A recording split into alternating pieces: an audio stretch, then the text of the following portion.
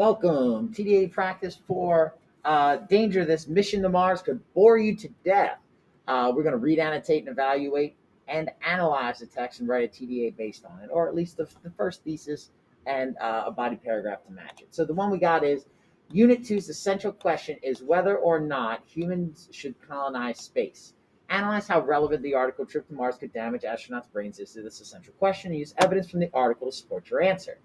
Right? Well, first it's asking us about this essential question, and you happen to notice that they mentioned the essential question twice. So I'm going to put this between essential and question. And what are they asking us to do? To see how relevant it is, to analyze its relevancy to that question. So we'll go ahead and get started, read the text for the first time, and annotate along the way. Some of these are pre-annotated, some of these are not. All right. For instance, the cover is pre-annotated. You can pause it here and line it up if you like. We also went over this in class, right? The idea here being, oh, who's this guy here? We're talking about the essential question. It looks to me like we're already kind of hitting it. Should we go into space and do it? And the word danger makes me think, maybe not.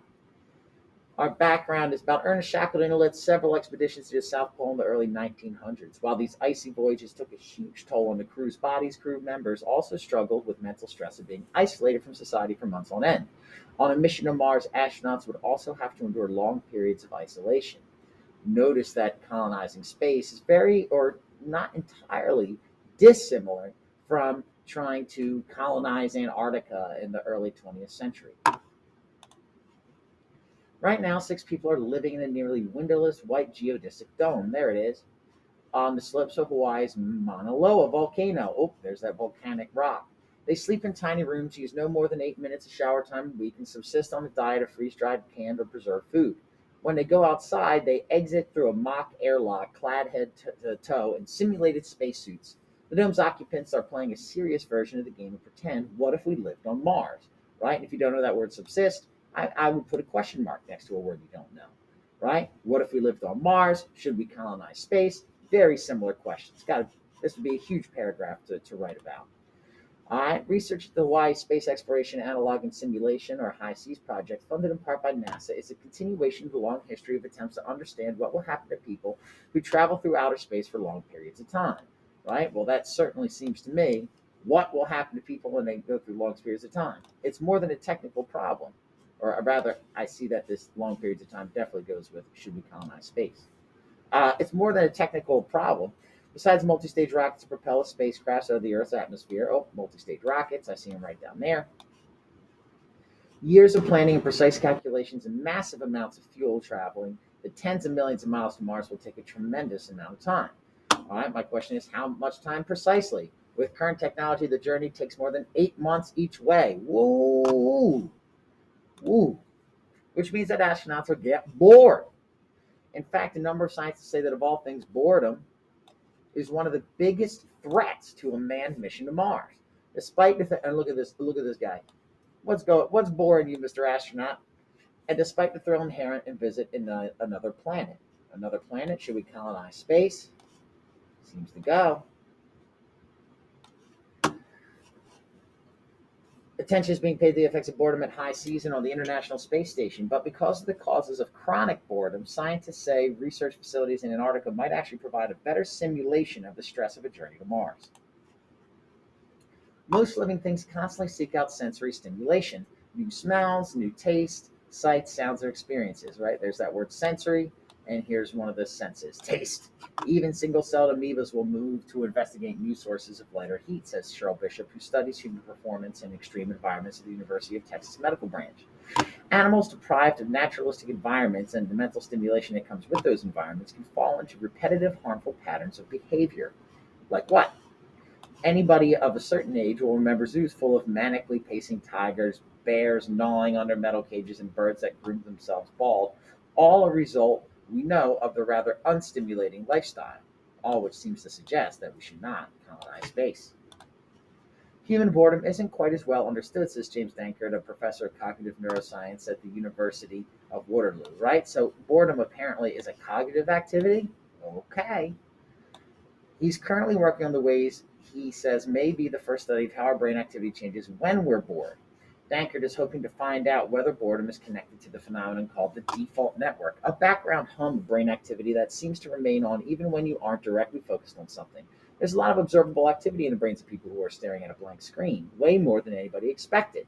Dankert says the default network maps closely to the brain activity pattern scientists see, and there's that connection right there, right? The brain activity pattern of someone standing still, apparently, see when someone else's mind is wandering. It suggests that what we call a restless mind is just that, a mind desperate for something to amuse it, searching frantically for a stimulus. Right? Not a ton here about whether or not we should colonize space. Not much relevancy there. Boredom, it turns out, is a form of stress. Hmm, never quite thought of it that way. Psychologically, it's the mirror image of having too much work to do, says Jason Crane, president of the Society of Human Performance in Extreme Environments, and an organization that studies how people live and work in space, underwater, on mountaintops, and other high risks. Well, there's the space. There's the space right there. Got our connection. And other high risk places. If your brain does not receive sufficient stimulus, it might find something else to do. It daydreams, it wanders, it thinks about itself. Why would that be bad? It goes on too long, it can affect your mind's normal functioning. Chronic boredom correlates with depression and attention deficits. Well, look what happened to him. He got bored to death. Astronaut candidates go through 2 years of training before they're even approved to fly, and before they're chosen to be candidates, they have to compete against thousands of other applicants. The 2013 class, for instance, had more than 6,000 applicants, and only 8 were chosen. Holy smokes, that's a lot of people trying to do something, and very few chosen to do it. Astronauts are rigorously tested uh, for psychological as well as physical fitness, right? So it's definitely difficult getting into space, but no mission in NASA's history has raised the specter of chronic boredom to the degree that Mars mission does, because none have involved such a long journey into nothingness. Oh, nothingness, geez, oh man.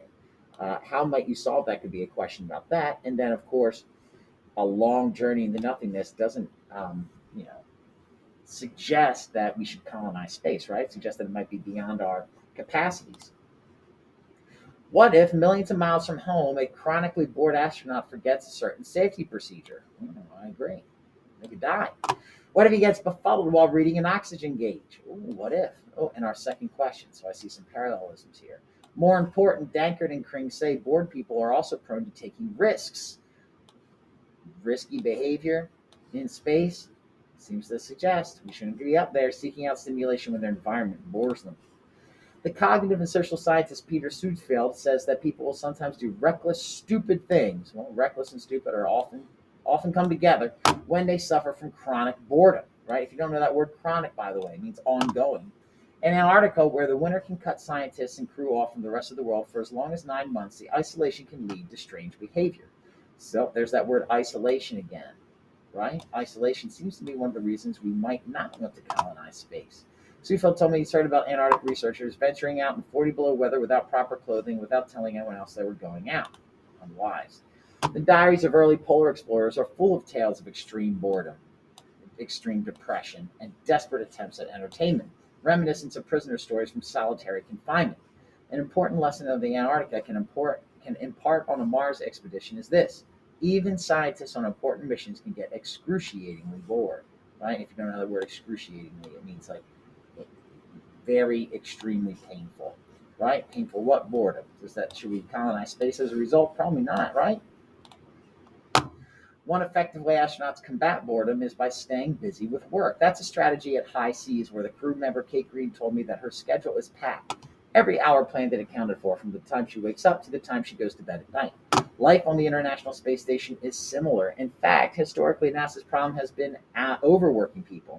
In '73, the exhausted crew of Skylab 4 Squared actually staged their a mission board did not see its minutes. So just Skylab 4 staged a relaxation rebellion and took an unscheduled day off.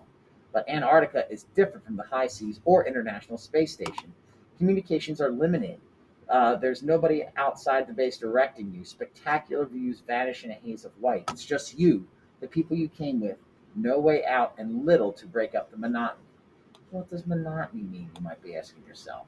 Does this mean that we should never go into space? It seems to be suggesting that it's not safe at a minimum, right?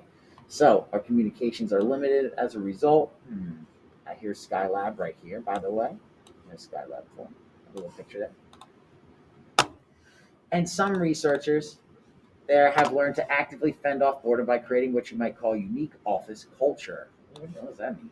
They celebrate a ridiculous number of holidays, both traditional and invented. You need something to look forward to, Seafield says, and planning the events helps to change the routine.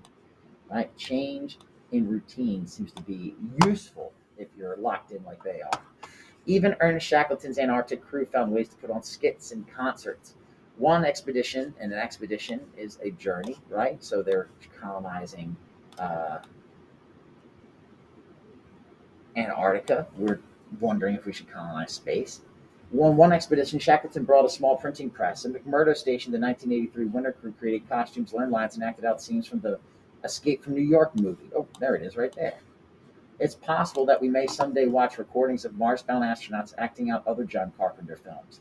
It's not far-fetched. Chris Hadfield, a Canadian astronaut, made a tribute to David Bowie's Space Oddity that racked up more than 16 million views on YouTube. It might sound absurd, but many scientists say strategies, and you might be asking, what's a strategy? Like this are necessary because without proper mental stimulus, we risk making a physically and technologically challenging endeavor into a psychologically grueling one, which seems to suggest to me if it's grueling, it should give us some pause before we risk human lives with it. It would be catastrophic. What does catastrophic mean? If humanity's greatest voyage were brought low by the mind's tendency to wander when left to its own devices. And of course, you see the connection here. There's the wandering mind. And it's brought low. All right. Next, we'll think a little bit more intensely about the prompt. Stay tuned.